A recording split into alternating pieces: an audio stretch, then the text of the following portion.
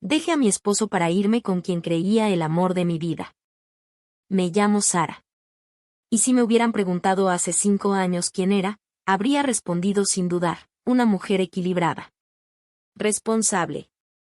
Que sabía lo que quería y a dónde iba. No una soñadora, no una romántica empedernida, no una temeraria. Solo alguien que hacía lo que se esperaba, terminar la universidad, conseguir un trabajo estable, tener una relación formal, construir una vida de pareja. Y lo hice. Lo hice todo. En orden. En silencio. Me licencié en recursos humanos. Entré a trabajar en una consultora grande y exigente. Empecé como asistente de selección y terminé coordinando equipos. De lunes a sábado, mi vida era una agenda llena, reuniones interminables, almuerzos rápidos, y correos por contestar. Aprendí a destacar por ser eficiente. Eficiencia, mi escudo favorito. Con ella evitaba todo lo demás. Pero no se vive solo de eficiencia. Se vive de emociones. De conexiones. De lo que ocurre cuando una persona entra en tu vida y todo se revuelve por dentro. Y yo tenía eso también. O eso creía. Había conocido a Ismael cuando tenía 27. Y, al comienzo, pensé que era justo lo que necesitaba, alguien estable, centrado, protector. Él era ingeniero en sistemas, callado, educado, de mirada serena.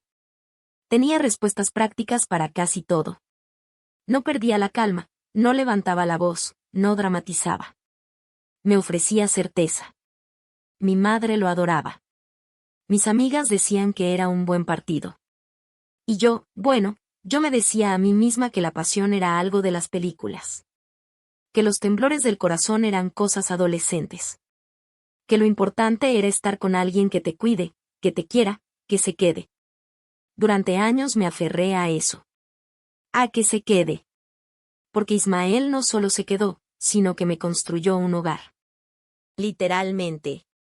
Compramos un departamento modesto en el centro, lo amueblamos con gusto, colgamos nuestras fotos favoritas en la sala. Teníamos domingos de panqueques, cenas improvisadas entre semana, planes de ahorrar para un viaje largo a Europa. Teníamos, como dicen, una vida. Pero hay una verdad que no se puede negar. Lo que no se siente con el cuerpo, se filtra por los pensamientos. Y aunque tenía a Ismael, mi cabeza a veces se perdía en otros mundos. En historias imposibles, en escenarios que nunca pasaron, en sí, que no desaparecían con el paso del tiempo. Y entre todos esos sí, estaba él. Piero. Pero no me adelantaré mucho. Conocer a Ismael no fue un encuentro romántico. Ni mágico.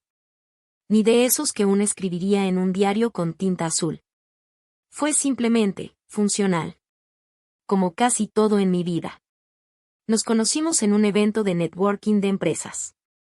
Yo había sido asignada a una mesa de presentación de servicios, y él estaba representando a su equipo de desarrollo. Vestía camisa celeste, sin corbata, con una carpeta en mano y una expresión serena. No era particularmente atractivo a primera vista, pero tenía algo. Una forma contenida de moverse. Una voz grave, pausada. Una mirada que parecía no apurarse con nada. Cuando me habló por primera vez, no intentó impresionarme. Solo me preguntó si yo también detestaba ese tipo de eventos. Y nos reímos. Por lo bajo. Casi en complicidad. Esa noche hablamos poco. Intercambiamos contactos. Nada más. Pero a los días, me escribió un correo. Formal, correcto. Me propuso tomar un café. Solo si no lo ves como compromiso laboral, decía. Acepté. Por cortesía, más que por interés. La primera cita fue simple. Sin fuegos artificiales, sin miradas que incendian. Solo una conversación fluida. 2 personas compartiendo historias, libros, hábitos. Descubrí que le gustaba la montaña. Que coleccionaba discos de vinilo.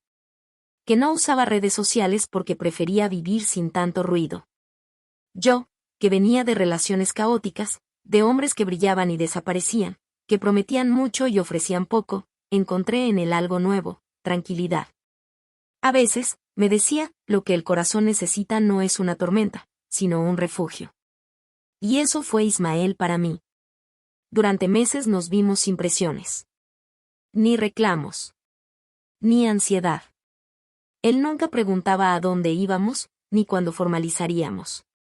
Solo disfrutaba del presente. Y poco a poco, fui cediendo. Me fui acomodando a su ritmo.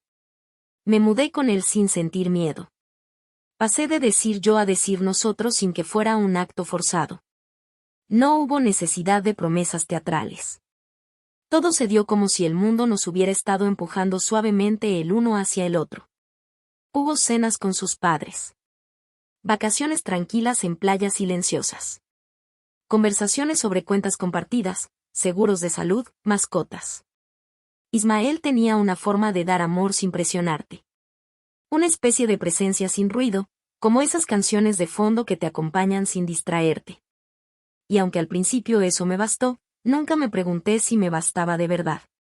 Porque nunca me atreví a mirar adentro del todo. Nunca me atreví a preguntarme si lo amaba con todo lo que tenía. O si solo estaba agradecida de que él me amara tanto. Y en esa diferencia tan sutil, empezó a crecer una sombra. Durante los primeros 2 años de relación con Ismael, muchas cosas se acomodaron en mi vida. No fue solo que tuviera pareja, sino que me sentía funcional, en orden, cumpliendo con esa lista invisible que la sociedad nos entrega en silencio desde que somos niñas: buena carrera, pareja estable, futuro previsible. Y con él todo parecía fluir. Íbamos a eventos juntos, nos visitábamos los domingos con nuestras respectivas familias, hacíamos compras juntos como si estuviéramos entrenando para la convivencia definitiva. Hasta los silencios eran fáciles de llevar. Y sí, hubo viajes. Muchos. El primero fue a Cusco. Yo no era fan de las caminatas largas, pero Ismael insistió. Dijo que necesitábamos salir de la rutina. Vimos Machu Picchu entre neblinas, tomamos fotos de turistas con sonrisa fingida, pero hubo una noche, una sola, en la que me vi observándolo dormido en el hotel, su brazo cubriendo parte de mi cintura. Y me pregunté si él era, de verdad, mi destino. No tuve una respuesta. Solo un nudo en el pecho que rápidamente callé. Luego vino Chile. Después una escapada a Buenos Aires. Éramos organizados. Hacíamos itinerarios. Reservábamos con tiempo. No había sobresaltos. No había locura. Él me regalaba cosas útiles, una mochila ergonómica, una batería portátil, una billetera de cuero. Yo le escribía notitas, lo ayudaba a organizar su trabajo, le preparaba sus comidas favoritas. Funcionales. Correctos. El tipo de pareja que hace que otros digan, ellos sí que están hechos el uno para el otro. Pero había un detalle. Un secreto pequeño que nunca dije en voz alta. Cuando regresábamos de esos viajes, cuando cada uno desempacaba su maleta y se acostaba en su lado de la cama, yo cerraba los ojos, y a veces, me imaginaba estando en otro lugar. Con alguien más. Y no era que Ismael me faltara. No era que hiciera algo mal. Él era maravilloso. Noble. Siempre atento. Solo que yo no sabía si lo amaba del todo, o si me estaba convenciendo a diario de que ese amor tenía que alcanzarme. La pedida de mano llegó en un atardecer en el malecón, frente al mar. Nada ostentoso. Nada cinematográfico. Solo él, arrodillado, con una cajita de terciopelo burdeos en las manos. Me temblaron los dedos. No por la emoción, sino porque algo en mí no quería decir que sí tan rápido. Pero lo hice. Lo dije. Lo acepté. Hubo lágrimas. Fotos. Felicitaciones por doquier. Y un peso suave en el pecho que se volvió rutina. A veces, una mujer dice sí no porque esté segura, sino porque no se atreve a decir no. Durante los siguientes meses, planeamos todo juntos. Reservamos la iglesia, contratamos un fotógrafo, elegimos los colores, la música, los invitados. Yo me hice pruebas de vestido, visité salones de eventos, me perdí entre catálogos de flores, mientras Ismael hablaba de presupuestos y planes para el futuro. Va a ser el comienzo de una nueva vida, me decía él, y me acariciaba el rostro con una dulzura desbordante. Yo asentía. Sonreía. Y cada noche, antes de dormir, me preguntaba si en verdad esa nueva vida me llenaría el alma. O solo la agenda. Me desperté ese día con los nervios que se esperan de una novia. Temblor en las manos. Vacío en el estómago. Sonrisa automática. La casa de mis padres estaba llena de gente. Mis amigas de la universidad iban y venían. La maquilladora me hablaba, pero apenas escuchaba. Yo miraba mi reflejo en el espejo, vestida de blanco, rodeada de peinetas, broches y brillos. Y por dentro me sentía extrañamente ajena. Como si estuviera presenciando la boda de otra persona. Mi madre lloraba mientras me acomodaban el velo. Me decía que nunca había estado tan orgullosa. Y yo le sonreía como pude. Porque eso era lo que se esperaba. El auto negro llegó puntual. El chófer abrió la puerta con guantes blancos. El camino hasta la iglesia se me hizo eterno. Recuerdo que mientras avanzábamos, por alguna razón absurda, me imaginé qué pasaría si bajaba del auto y huía. No por odio, ni por drama. Solo por pánico. Pánico a no sentir lo que debía. Pero no lo hice. Me bajé. Avancé por el pasillo de la iglesia, con todos de pie, con música suave de fondo, con Ismael esperando en el altar. Y cuando lo vi, tan nervioso, tan hermoso en su traje gris oscuro, tan conmovido por mí. O sentí que tenía que hacerlo. Por él. Por todos. Por todo lo que habíamos construido. El sacerdote habló durante varios minutos. Yo apenas escuché. Recuerdo mis votos. Recuerdo su voz temblorosa al decir sí, acepto. Recuerdo los aplausos. Los pétalos de rosa. El beso. Las fotos con la familia. La fiesta. La comida. El primer baile. Todo fue perfecto. Técnicamente, perfecto. Pero esa noche, ya en el hotel, cuando nos quedamos solos en la suite que él había reservado, algo dentro de mí se rompió. No fue culpa suya. Él me abrazó, me acarició, me susurró lo mucho que me amaba. Y yo correspondí, pero sin alma. Con una frialdad que me dolió más a mí que a él. Me repetí que era el cansancio. Que era normal. Que era el estrés post-boda. Pero no lo era. Era esa certeza amarga que empezaba a tomar forma dentro de mí. Yo estaba casada con un hombre bueno, pero no con el amor de mi vida. Y aunque aún no lo sabía, aunque no imaginaba que el destino me pondría a prueba tan cruelmente, el universo ya estaba tejiendo el reencuentro con aquel que había dejado huella en mis pensamientos desde años atrás. Piero. Al principio, todo parecía prometer estabilidad. Ismael y yo nos mudamos a un departamento amplio, con ventanas que daban al mar y una cocina que él llenaba de aromas deliciosos los fines de semana. Los primeros meses fueron una especie de luna de miel eterna. Nos despertábamos entre risas. Íbamos al supermercado como pareja de revista.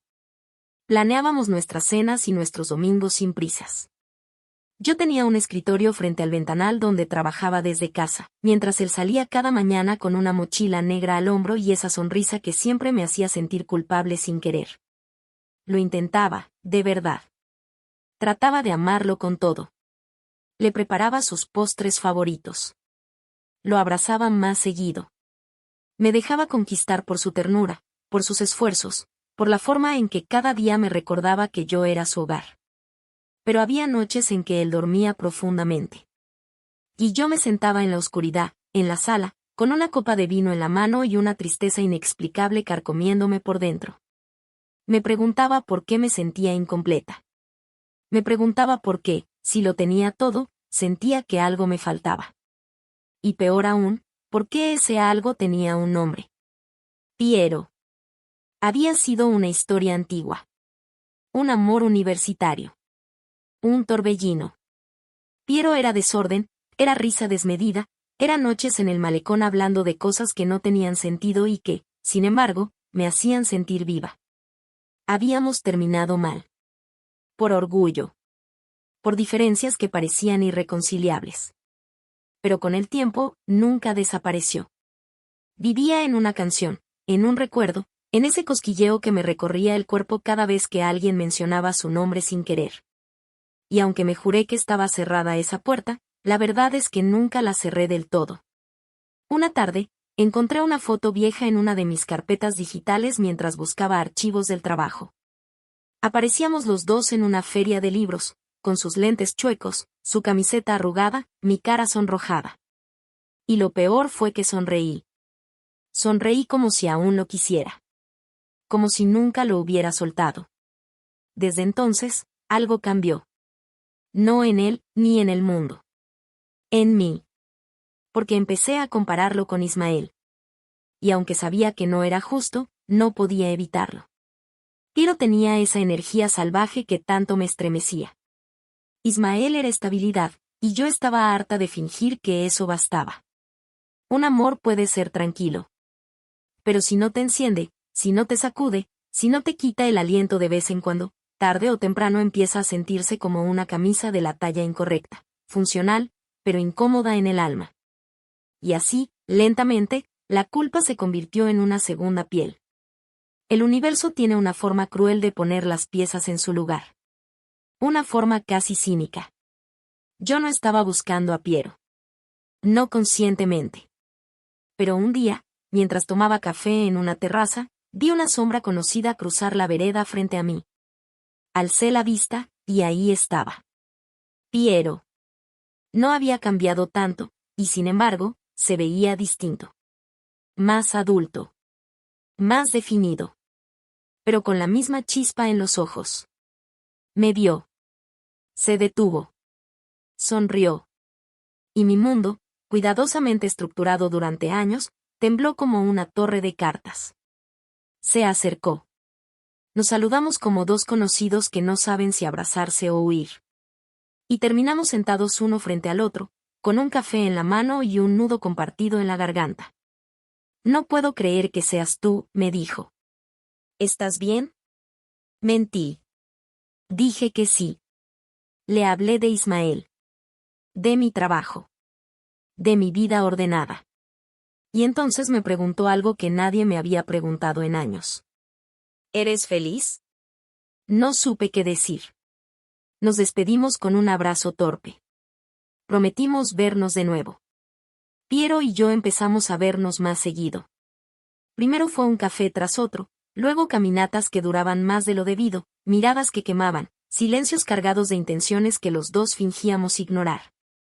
Hasta que una noche, después de una conversación banal en su departamento, me besó. No fue un beso torpe ni impetuoso. Fue un beso medido, como si hubiera estado esperando ese momento desde años atrás, como si finalmente hubiese decidido alcanzarme. Y yo me dejé alcanzar. Me dejé hundir. Me aferré a ese contacto con una necesidad que no sabía que tenía. Esa noche no volví a casa. Y a la mañana siguiente, mientras caminaba sola por la avenida con los zapatos en la mano, entendí que había cruzado una línea de la que ya no podía regresar. Durante las semanas que siguieron, todo se volvió un caos interno. Fingía dormir cuando Ismael llegaba tarde para no enfrentarlo, mentía sobre reuniones que no existían. Apagué el celular más de una vez solo para evitar que me llamara mientras estaba con Piero. Hasta que una tarde, sin planearlo, sin preparar un discurso decente, se lo dije. No hubo discusión. Solo un silencio largo y espeso. Me miró como si no entendiera las palabras. Como si yo hubiera empezado a hablar en otro idioma. Luego se le humedecieron los ojos y asintió con la cabeza, como si aceptara una condena que no había pedido. Hizo una sola pregunta, ¿lo amas? No supe qué decir. Pero con mi silencio bastó. Esa misma noche empaqué una maleta pequeña y salí. No lloré. Tal vez porque todavía creía que todo iba a valer la pena. Que el dolor era solo una etapa previa a la felicidad prometida. Fui directo a casa de Piero. Él me abrió la puerta sorprendido, como si no me esperara tan pronto. Le dije que había dejado todo por él. Que ahora sí podía estar con él sin esconderme. Me miró en silencio. Se frotó la nuca. No sonrió. No me abrazó como en las películas. Y supe que algo estaba mal. Me ofreció café, me pidió que me sentara.